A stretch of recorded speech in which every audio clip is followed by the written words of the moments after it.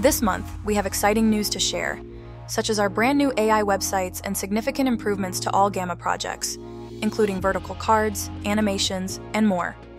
Let's take a look at all of the new updates. Create websites with AI. Now you can create beautiful websites in seconds using AI. No design or coding skills are required. You can start with just a prompt to generate the first structure and then customize it as you like. You can even connect your own domain to make it even more personal.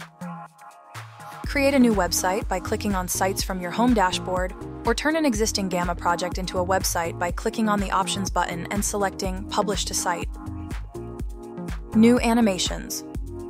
Give your Gammas, including websites, a little extra magic by adding animations.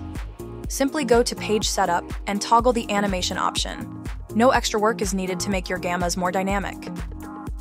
Vertical cards. Now you can use a vertical format for your cards when working with any Gamma. You will see this option when creating a new project.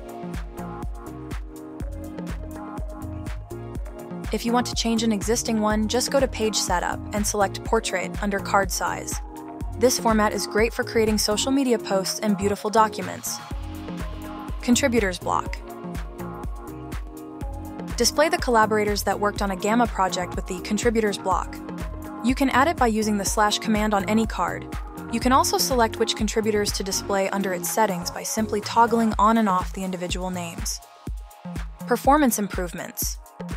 We are constantly working to bring you the best experience when using Gamma. This month we improved our PDF compression, so now when you export a Gamma as a PDF, the files are 90% smaller.